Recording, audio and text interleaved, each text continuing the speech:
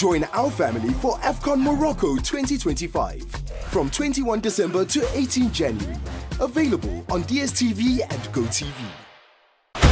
Welcome to the Africa Prosperity Dialogues, where business and political leaders meet to drive Africa's single market. Distinguished guests, this is our moment to make history. We must act not in isolation, but together as united Africa. Under the patronage of His Excellency John Mahama, President of the Republic of Ghana, and in partnership with the Africa Continental Free Trade Area Secretariat, the Africa Prosperity Network presents the Africa Prosperity Dialogues 2026 under the theme Empowering SMEs, Women and Youth in Africa's Single Market. Innovate, collaborate, trade. Ghana is proud to be the home of this important dialogue series, and it will continue to enjoy my utmost support to make subsequent summits even greater. Register now at africaprosperitynetwork.com or call or WhatsApp at +233 536 098 325.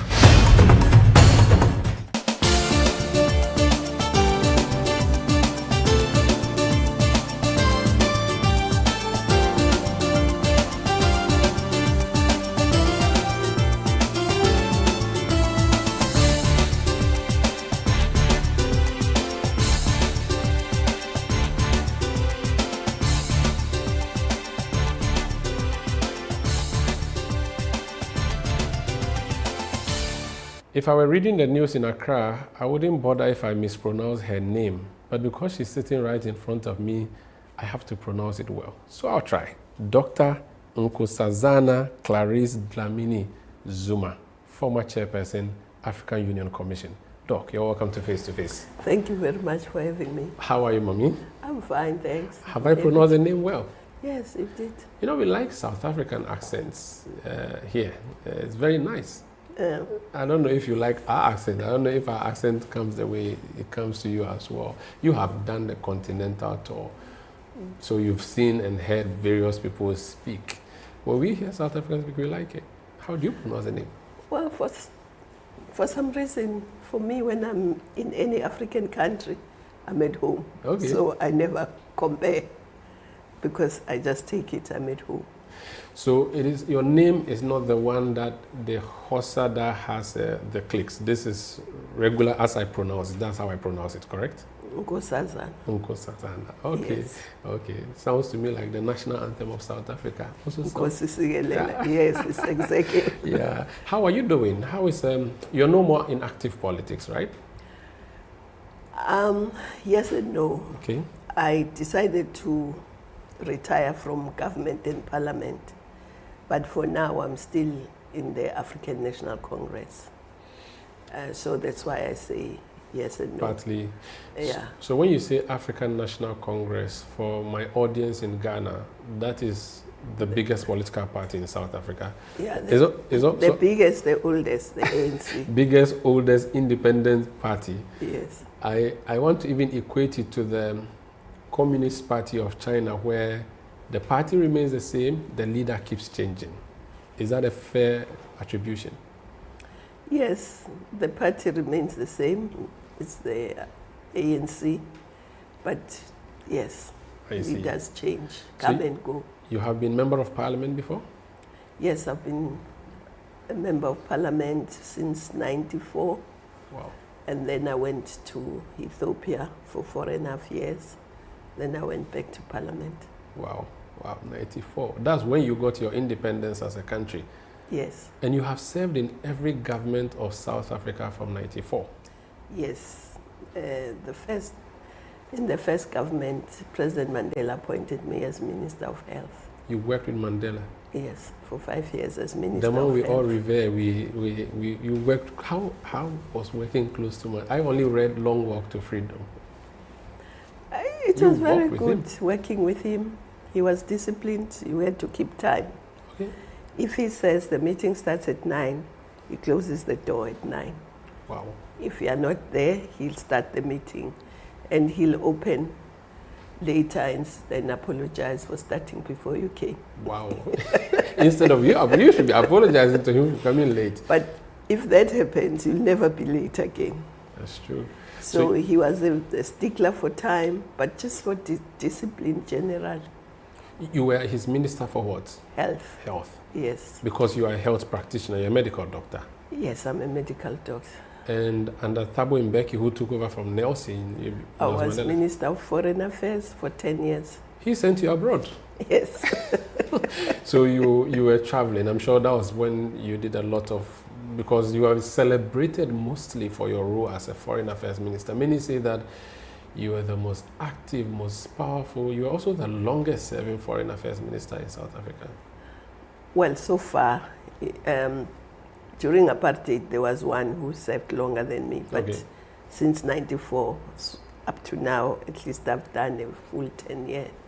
So after Thabo Mbeki, then you served again in Jacob Zuma's government. Yes, I went to Home Affairs.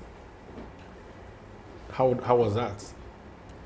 Home Affairs. So Home Affairs is what we call Interior Ministry? Yes, okay. Yes.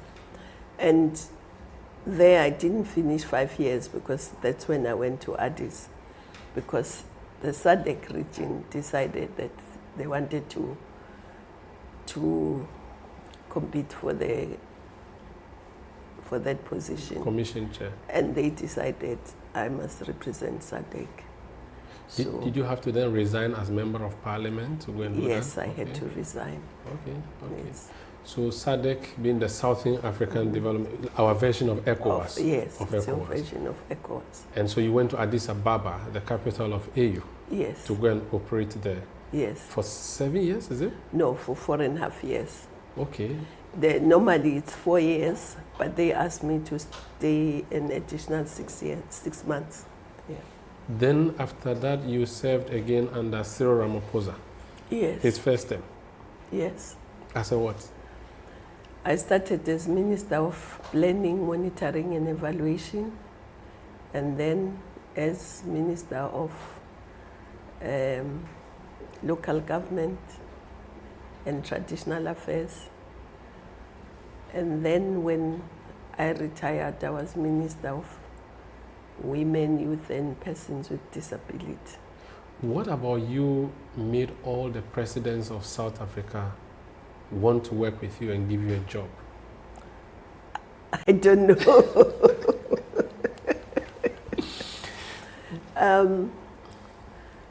But I was a hard worker, and I did transformation in the departments where I worked. Maybe that's the reason, I don't know. You belong to the ANC. Yes.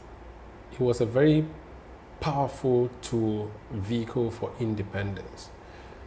Many hold the view that that vehicle is possibly running on 2 tires now, not even 3, and that you're slowly losing it as a party.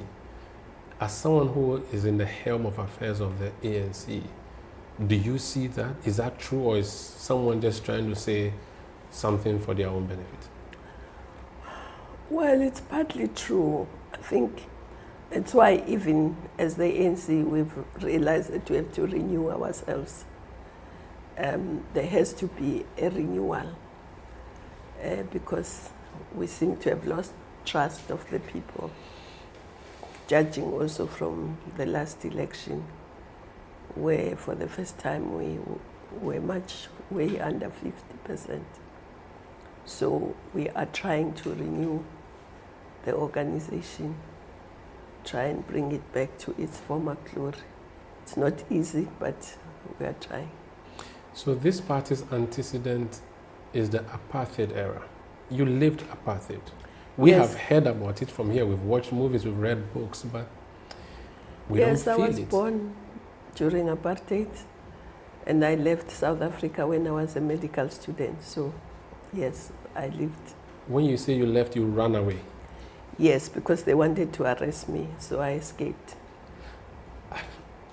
For the Gen Zs watching me, and for even people of my age mates, how bad was it? This type of government or this type of colonialism? Because we also had our own colonialism, but it appears yours was worse. It was worse. One, there was separation, the white people and the Africans, you were separated in every respect. Where you live, you could never live in the same suburb as a white person. Where you went to school, you were not supposed to go to school, the same schools. Where you went to hospital for healthcare, you couldn't go to, there were white hospitals and hospitals for black people.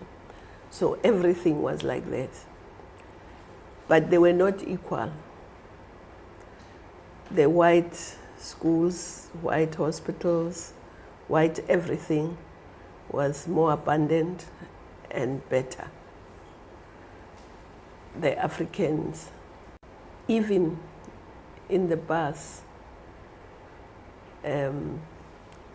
remember when I was living in Durban with my aunt, we had those double-decker buses. Africans had to be on the top deck. Even if the bottom deck was empty, you had to go up. If it was full, you had to stand.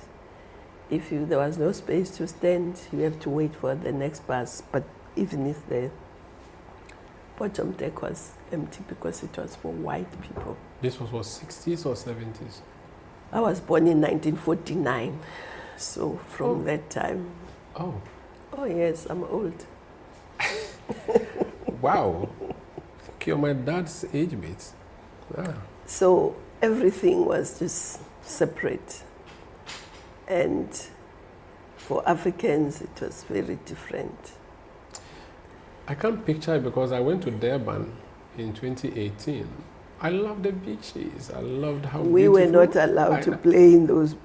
Oh my God, the water was on the so beach clear. you played on, we were not allowed. Oh my God.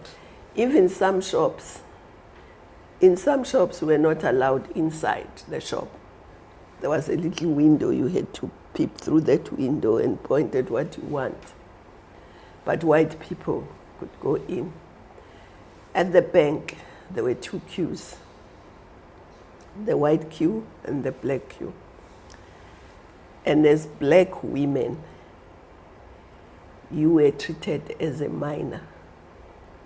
So if I was working and I wanted to get an overdraft from the bank, a man had to sign for you. Even if you're an old woman? Even if you're an old woman, maybe your son can sign for you, or your You are not fit to do or, it yourself? No, you are not fit to do yourself. Even if you wanted to buy something on hire purchase where you need a man guarantee. You need a man to guarantee. Even if the man was unemployed. Wow. So that's how African women were treated in the worst possible way. It's painful. We were discriminated according to our color, as workers and as women. We suffered triple oppression as African women. In 1994, when Nelson Mandela walked out and became president, he asked for forgiveness. He at least said he has forgiven. Yes. Do you think it is possible to forgive this thing across the board? I think for me, forgiveness has to also go with redress. You can't hold the thing in your heart forever, but there must be redress, which has not totally happened in South Africa. The economy is still in the hands mainly of white people. The minority white? Yes.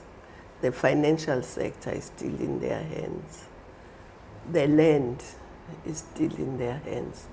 So until there is complete redress, I would say then we can say... To see the complete redress would be to see what happened in Zimbabwe, for instance. And we have seen the the backlash of that. So do you take back the land from the quote-unquote white Boer in South Africa? If you do that, then the view is that you are doing the same thing that has been done to you, and that do not do that. How do you get redress and Well, let's look at Zimbabwe first. What was said about Zimbabwe is not quite true. The Zimbabwean government said there must be a particular size of farm that you must have. Because there were people who had farms which were maybe as big as Belgium, one person. So they didn't take away everything. In a way, they said, let's share, which is fair. Even in a home, you share. Mm-hmm. So they said nobody should own a farm bigger than this size. And nobody should own more farms, a multiple of farms. So I didn't see anything wrong with that personally. You think that would have worked in South Africa? That would have been better? Yeah, I can. Because we are not saying we are taking everything away from everyone. We're saying, let's share. Let's equalize. Do you think the forgiveness was too sudden and too imposing on the people of South Africa that, listen, let sleeping dogs lie, we have independence, let's move forward?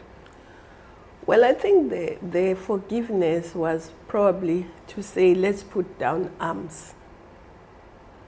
Because if you remember, there was armed struggle. Trying to mention the spear of... Yes. So I think that part was to say, let's put down arms. Let's now resolve things amicably. It wasn't saying, let the status quo remains, no. If I went to Soweto, streets of Johannesburg today, would I see any economic independence, or that independence economically is still far from reached? Yeah, in Soweto, you will find people doing business. Black people? Black people. But I think what we have done, wrongly or rightly, is to introduce malls. Okay. And in the malls, it tends to be white shops. Oh, okay. But otherwise, if you go outside the malls, there will be businesses, maybe small, but yes. What about if I went to Cape Town? I have never been to Cape Town. I went to Durban. People say, if you go to Cape Town, it's a very white town. And that the black people, you know you are independent. You know this is your country. You know you can go there, but you can't fit there. So is it difficult to celebrate this independence as a black person in South Africa? Cape Town is probably like a tale of two cities. There is the city, which is predominantly white. And then there are townships and places where people who are not white live there, and it's very different. In terms of development? In terms of development. Sky News recently did a short video showing the white part of Cape Town and the black part of Cape Town, and called it, this is Europe and this is South Africa. Wow. It's one of the most unequal cities in South Africa. The difference is stark. Very stark. It's been 30 years since you gained independence. You have black majority rule, ANC is in charge. How come you have political power and yet your country still, the black people in your country especially say there's no economic power, no economic independence? the ANC has been a failure then? Well, I wouldn't say we've been a failure, but I think we should transform the financial sector.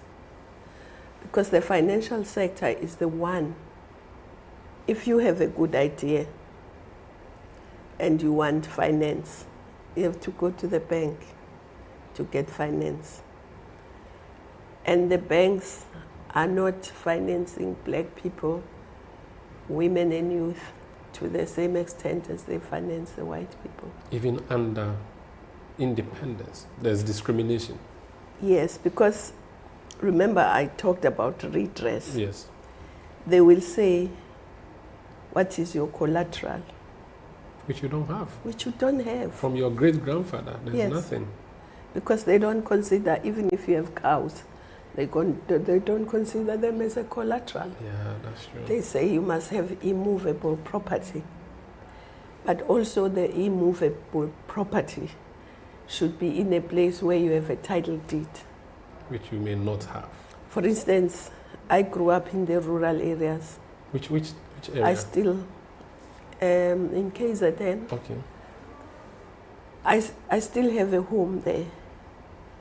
But that home, the bank does not consider as a collateral because it's a family home, it's not an individual's home. This KwaZulu-Natal. Yeah, when my sister says I'm going home, that's where she's going.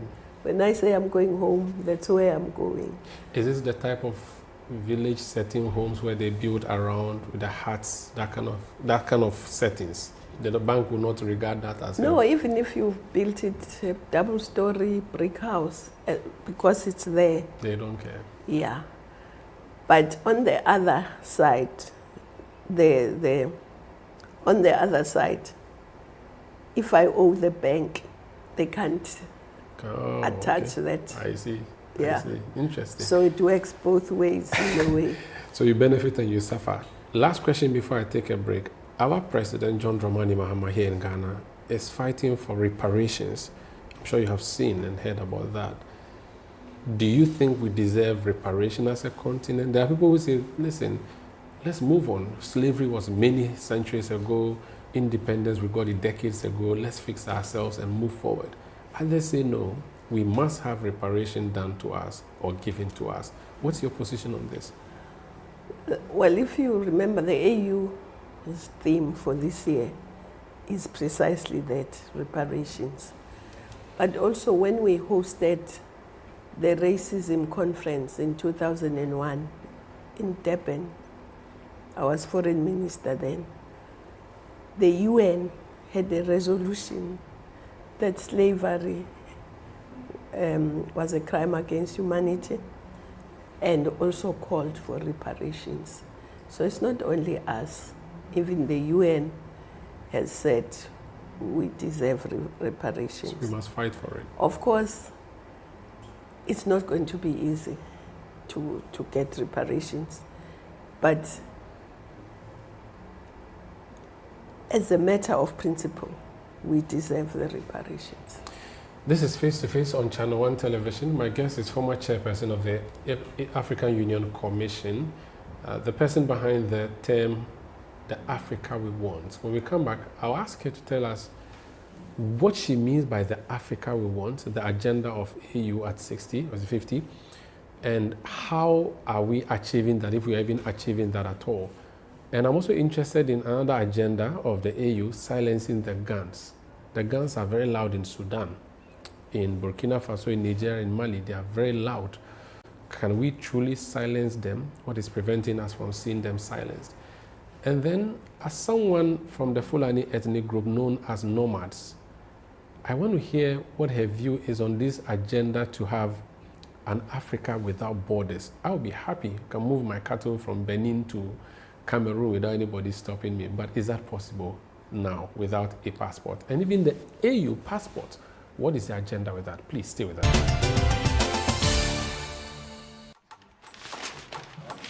This is AFCON, my friend. Everything is a competition. Everything.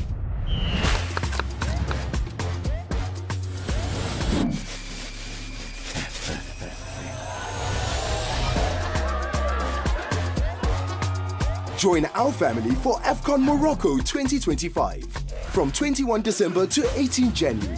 Available on DSTV and GoTV.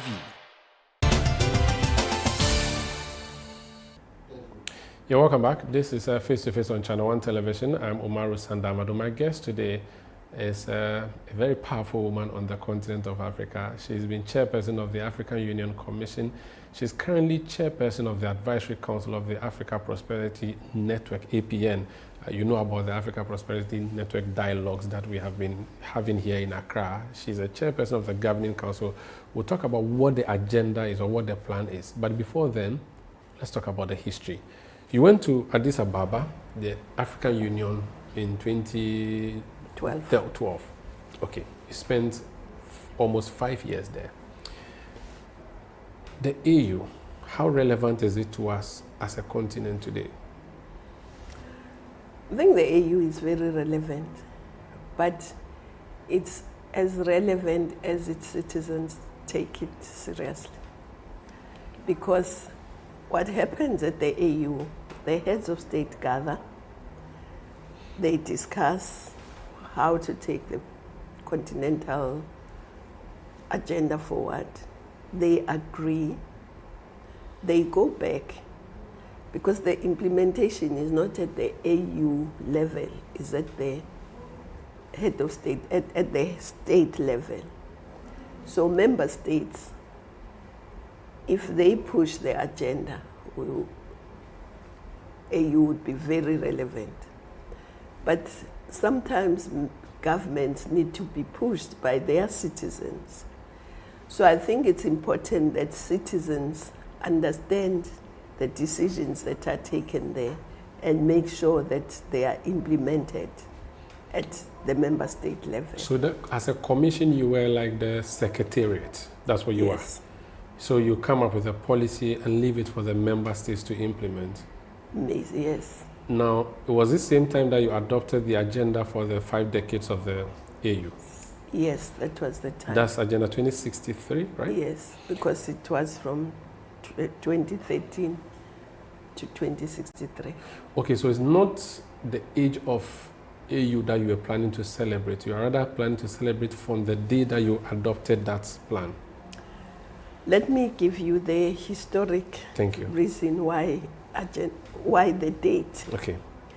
When I came to the AU in 2012, 2013, we were celebrating 50 years of the formation of the Organization of African Unity, the OAU. OAU. So there was a big celebration in 2013. And then I said, okay, what are we celebrating? What did the OAU do that we are celebrating?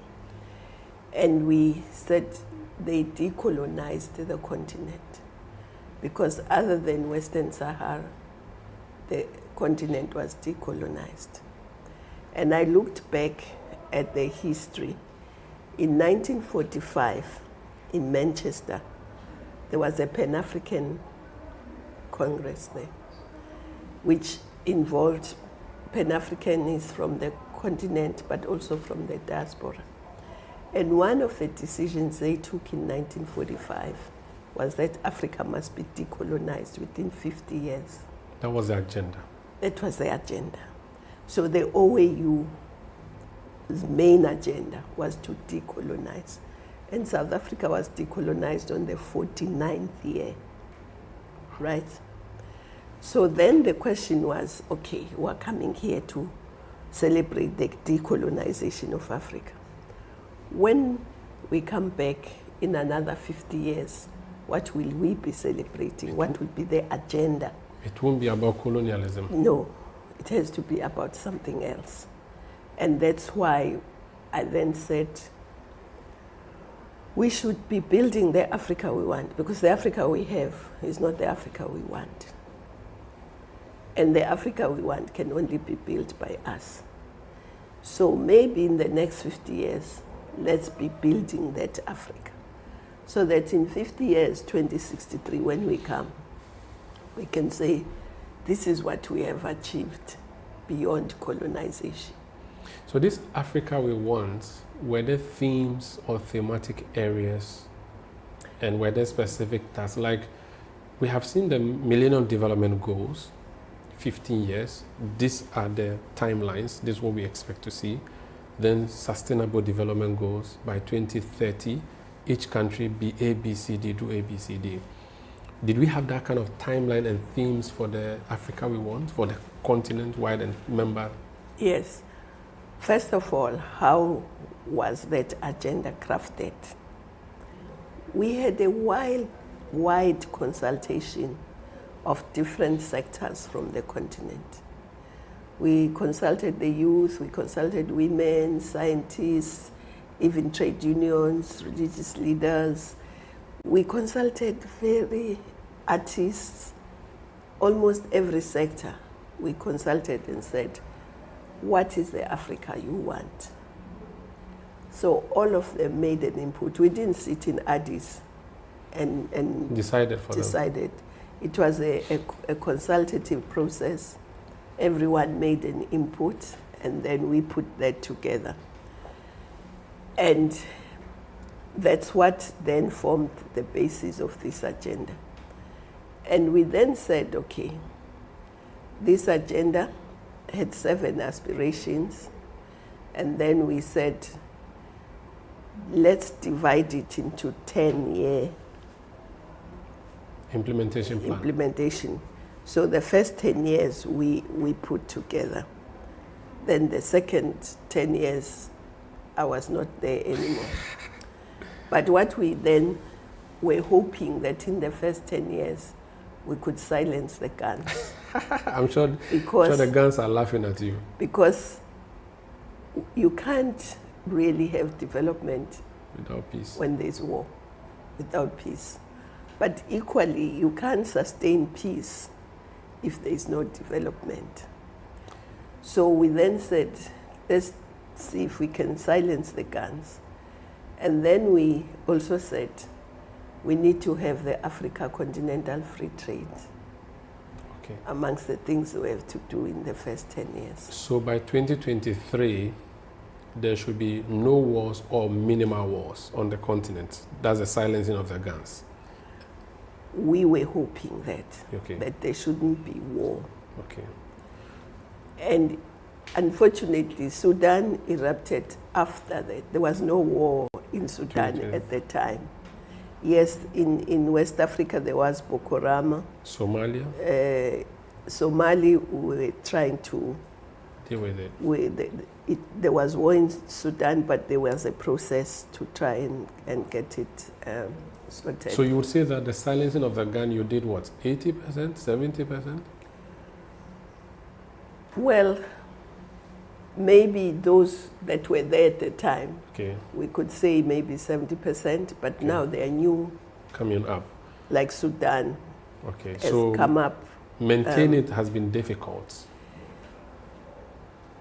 But there are specific areas that if we really tried hard, we could, like the Eastern DRC is one of the problematic areas in terms of silencing the guns. Now Sudan. Of course, the Sahel. There's still even though it's less than what is happening in Sudan. Because in Sudan, it's really bad. So, but you also had an agenda alongside silencing the guns to have the African Continental Free Trade Area. Yes. So that you have achieved. In 2015, we launched the negotiations. And we said, by 2017, we must complete the negotiations. And most people laughed and said, she's naive. Trade negotiations take forever. So I said, well, it's not God-given that they take forever. It's us who take forever. So if we decide not to take forever, we can do it. We can do it. Indeed, it was done. By 2018, they were signing the agreement. And now it's in the process of being implemented. So that's the one we have the secretariat here in Accra. Yes, Ghana asked if the secretariat could So be we are here. happy. There's a nice building. We have an after. Except that you have a building, people occupying it. You say, I'm trying to remember the name of the leader. But the problem is that Togo and Benin don't trade. Well, Uganda and Uganda and Kenya may. East Africa, they are better. But I think they're doing, I wouldn't say perfect, but I think it's doing well. the intra-trade. For instance, yes. For instance, now there's a Pan-African payment system. We don't have to trade with dollars. Okay, but what currency would we use? Your current I'm buying something from Zimbabwe. Pan-African payment system, go and study it. 17 countries are using it now. Not everybody yet. So we are building it. But 17 are using it. So there's progress. And something unique about the Africa Continental Free Trade is that they've developed a protocol specifically for youth and women, because we recognize that women and youth have different challenges from the mainstream traders. So that is addressing some of the issues. So, but again, it's up to member states To implement it. to implement it. 49 have ratified it. 17 are now using the Pan-African payment system. But we also need to trade, because we can't be trading on rock and dust. We must manufacture. And to manufacture, you need energy. So there are still a number of countries that don't have sufficient energy, which is a constraint in terms of putting up factories. So we need to attend to that. But we also just need to believe in ourselves and do things for ourselves. I'll make an example. There's been a discussion about the Inga Dam as a place where we can do hydroelectricity that can supply a number of countries. We've been singing about it since time immemorial, but we're waiting for outsiders to come and do it for us. And I'm saying, let's not wait for outsiders. Look at the Ethiopians with their Renaissance Dam. They did not wait for outsiders, they did it themselves. Another thing we've been singing about in West Africa is having a common currency. For decades, that has been a failure. But what we succeeded with in West Africa is a common passport. Do we have a similar thing in East, South, and North Africa where, I mean, if I went to Nigeria, my passport looks just like the Nigerian, ECOWAS, then Ghana on it? Yeah, what's the plan? I was there at the launch. Okay. It said a common ECOWAS passport, no bribes. No visa bribes. Okay. That was overly ambitious. I think it solved the problem of visa bribes. Okay. Yes. But if you go through the roads... I think it's a great thing. And that's what we were trying to do for the continent. Because in 2016, in Rwanda, at the summit there, the African passport was launched. There's an African passport? Yes, an African passport. For every African citizen or for diplomats like yourself? No.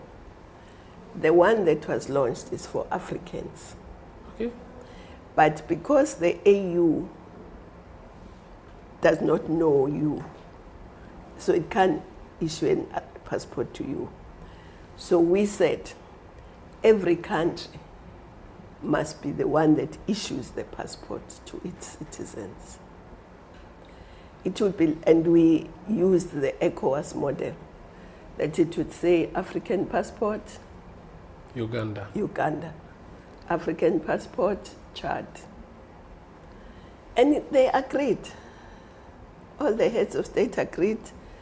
the Chadian president, may his soul rest in peace, Idris Deby, and the president of Rwanda, Kagame, stood there with their own passports. They had them. We had issued all the heads of state with the passports because we knew them. So they stood there and raised the passports. But countries are not issuing. Citizens are not saying anything. So you must have an active citizenry to move Africa, to build the Africa we want. It's not just governments, business, citizens, everyone. You must ask yourself, what am I doing towards building the Africa we want? The citizens you talk about, they are happy to get any visa other than the intracontinental visas. And I mean, I'm not generalizing, but I think generally that's what people would want. So they want to get out of the continent. They are not interested. Kwame Nkrumah said we should have one Africa, one president, maybe in Libreville, which is like the heart of the continent, or the other countries, like a federation of a sort. This is something he said many years ago. You have taught Africa. You have worked for Africa and worked in Africa. Are the citizens ready for a one Africa? Is that even possible practically? The citizens, if the citizens were ready for one Africa, the Africa we will build would be an Africa they want to stay in, not the Africa they want to escape.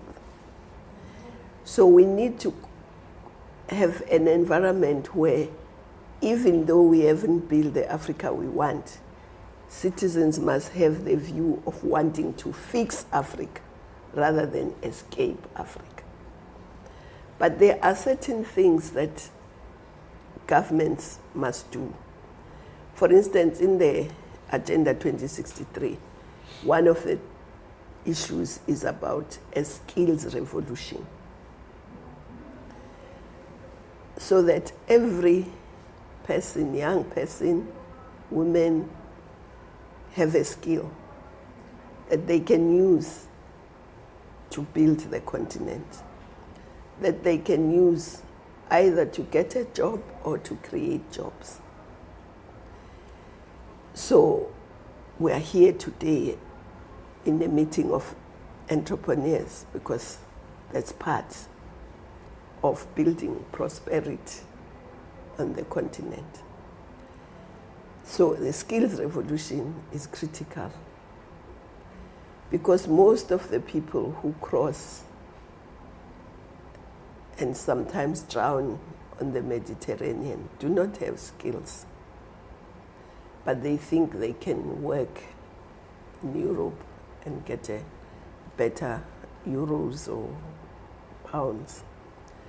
But if we create an environment where young people want to fix the continent, not to escape it, that's number one. The other thing, the continental free trade I've talked about, but also infrastructure. Okay. If you could just give me a second, I'm going to take a break because I'm interested in the infrastructure. Next year, February 2026, you're having the Africa Prosperity Dialogues. You are the chairperson of the council. I would ask you, what prosperity is there in this continent that you are dialoguing over? And this is my cynic self asking this question. I want to come back from this. We're not talking about existing prosperity. We're talking about the prosperity we're building. Good. So I'll ask you about the prospects of Africa when we come back. Please stay with us. This is Face to Face.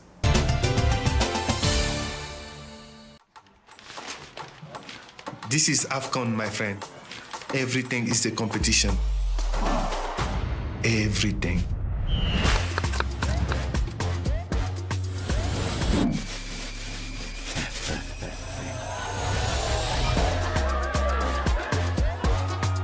Join our family for AFCON Morocco 2025 from 21 December to 18 January. Available on DSTV and GoTV. You're welcome back. This Face to Face on Channel 1 TV. I'm Umaru Sanda Amadu. My guest is Dr. Zuma. She, former AU chairperson. Currently, she's the chairperson of the Advisory Council of the Africa Prosperity Network. There's a big event coming up in February. The theme is exciting. But before then, what is the Africa Prosperity Network about? What is the idea? The idea is actually to support and promote the Africa Continental Free Trade, because prosperity will come mainly from us trading amongst ourselves. So that's the push to get it going. And that's why even the themes talk to that. They talk either to infrastructure or to payments or to small, medium enterprises, women, youth, and so on. Because integration, connect, So your theme for next year, February, is empowering SMEs, women and youth in Africa's single market, innovate, collaborate, trade. Yes. Very, very powerful. Yes. Talk to us about the theme and the driving principles. Well, as I say, the overarching reason for Africa Prosperity Network is to make sure that Africa trades. So who should trade? It's the people. Who are the majority of the people on our continent? It's the youth and women. And if you don't empower them, it means you are trading at half capacity. So that's why it's so important to ensure that women and youth are empowered so that they can trade. But trade is about also collaboration. Small and medium enterprises are the biggest job creators. I think it's in terms of the trade in SMMEs is higher than the bigger businesses. So you have to empower them, but also the collaboration is not only amongst business. The collaboration should be amongst the government, business, and even academia, because if you are at university and you aspire to be a business person and you are taught by somebody who knows nothing about business, it's a problem. So there must be collaboration between governments, business, and academia. So that, I'll use Ethiopia again because I lived there. Mm-hmm. In Ethiopia, the professors at the universities do time in the business, in the private sector, some hours a week. The idea is you can't train young people for a world you yourself does not understand. So they have to train them to understand the world they are going into. So the theme is really about that we have to empower women, youth, and small and medium enterprises to be able to trade meaningfully and to create prosperity. Because when women and youth are empowered to trade, that's when you get prosperity. So 5,000 participants from over 50 countries coming up for this. The focus, SMEs and the African single market. There's another thing you're doing at the APN, which is the Borders or Africa Without Borders desk. What is that about?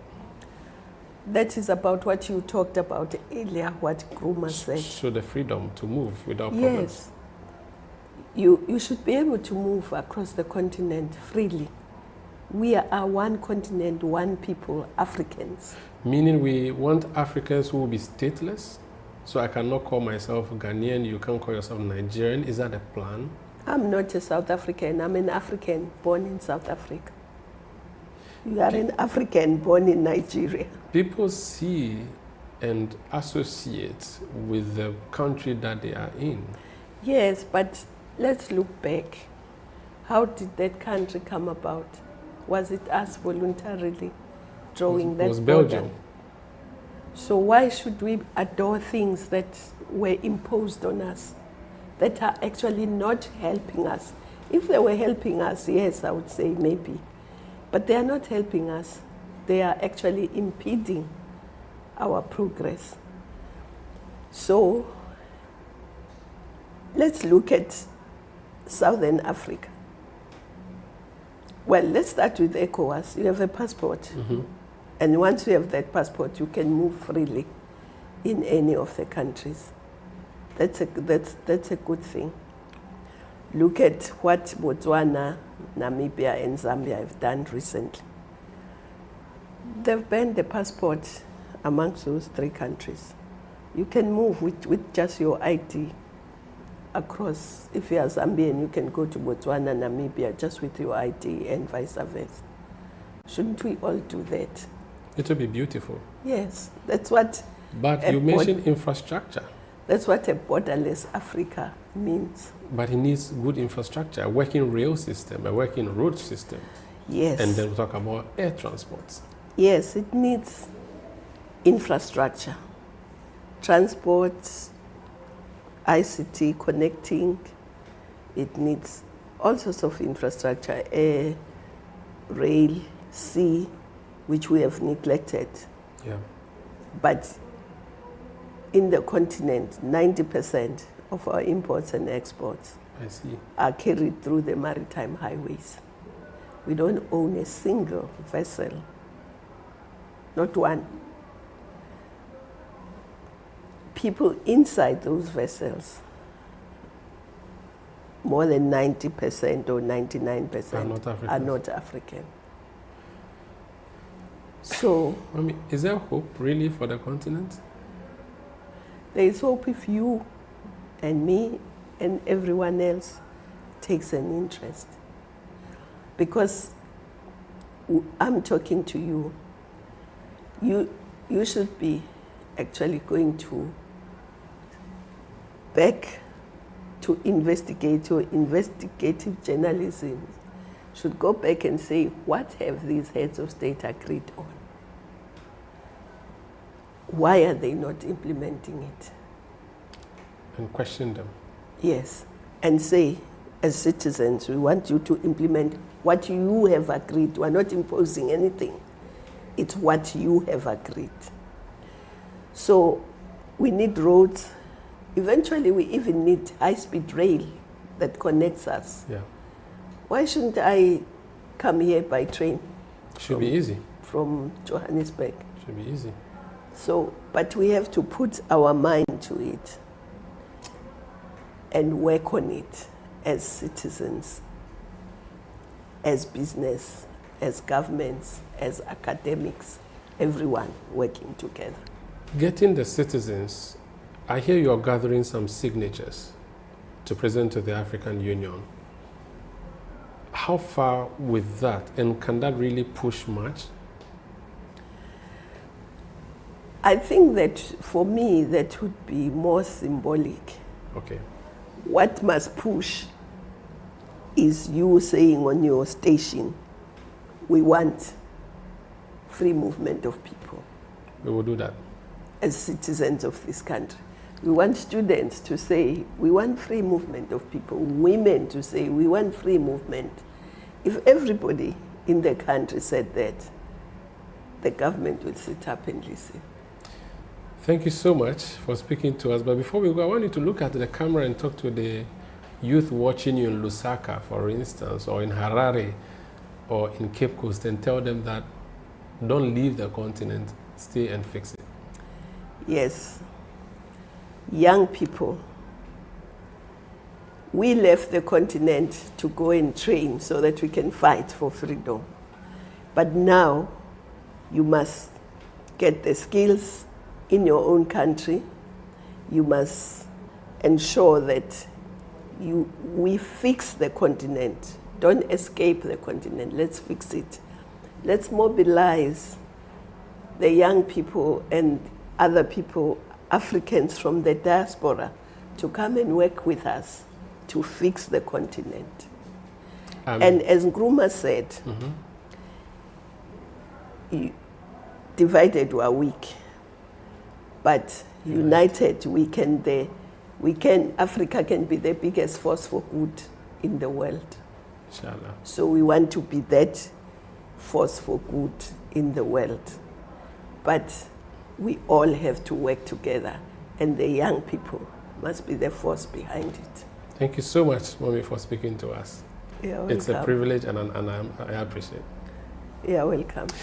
That's Dr. Nkosazana Dlamini-Zuma, former chairperson of the African Union Commission. Currently, she is the chairperson of the African Prosperity Network's Governing Advisory Council. I am Umaru Sanda Amadu. This has been Face to Face on Channel 1 Television. Thank you for watching us.